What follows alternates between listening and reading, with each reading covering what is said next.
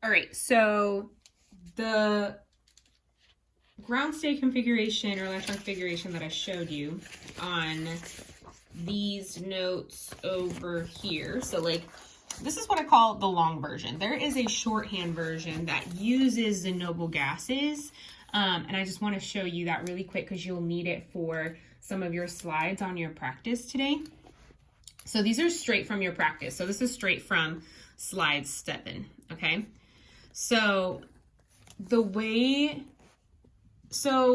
okay, before I do that, examples. This is gonna be like, not my typical notes, just kind of like a brain dump method, right? Okay, so for example, if we're trying to do nitrogen, like we did on our other notes, you first start out with the first row, right? 1s2, 2s2, 2p6, I'm sorry, 2p3 because we stop at nitrogen, right? So this would be 1s2, 2s2, 2p3. Now, shorthand version is you just take the noble gas. So these are the noble gases, remember? So group 8A or group 18/8A. So it can only be, you cannot use any other elements. You have to use the noble gases, okay? So point being, whatever element you're looking at, look at the row before it and look at the noble gas before it. So in row 1, our noble gas is helium, okay?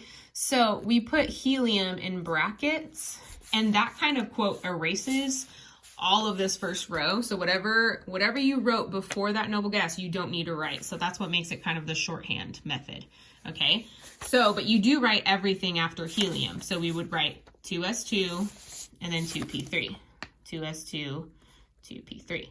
Okay, it doesn't seem that useful for this example, but once you start getting into the longer electron configurations, because you have to rewrite that first part over and over and over again, it does help. So, for example, this is straight from slide 7. So the first one that it says is argon 4s2 3d7. Okay, so I'm going to look at wherever argon is, right? And so that's what that means. I'm looking at argon, I'm starting there. So it already takes into account everything before argon, okay?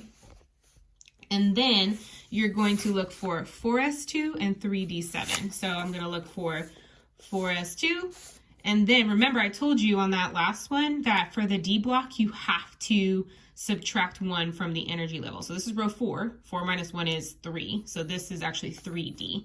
So 3D and then count.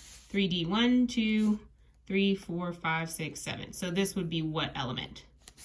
CO.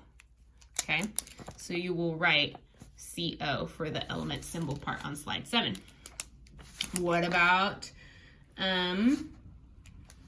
helium 2s2, 2p2? It's the same thing. We look at helium, that gets over with. And then 2s2, 2s block 2, 2p2, still in row 2, 2p block 1, 2. Okay, so this would be what? Carbon. And I don't know if you've noticed, guys, this part doesn't even matter. You really just need to worry about this last one, right? Because that's what tells us. That's what makes every element different, is this last, like 2p2, this is 3d7. So if you take a look, you don't even have to go through like all what's before it. Look at the ending and then find the block and then count. So for example, off of slide 6,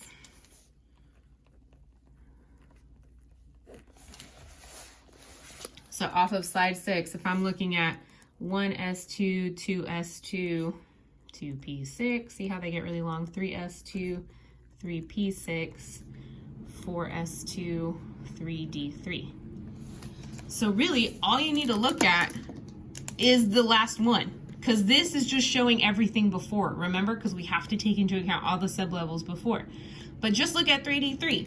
So I know that the D block is in the middle, and I know that this first row is actually 3D because you do 4 minus 1, and then you count 3. So I go D1, D2, D3. D1, D2, D3. This would be what?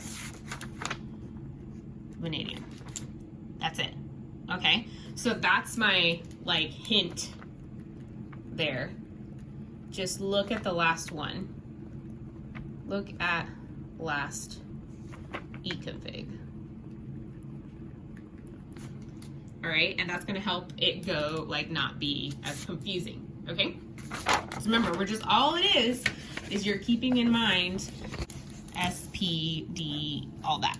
That's all you're taking into account, all right? Hopefully that helps everybody. But yeah, you're just doing your practice based off of this stuff, okay? All right, bye-bye.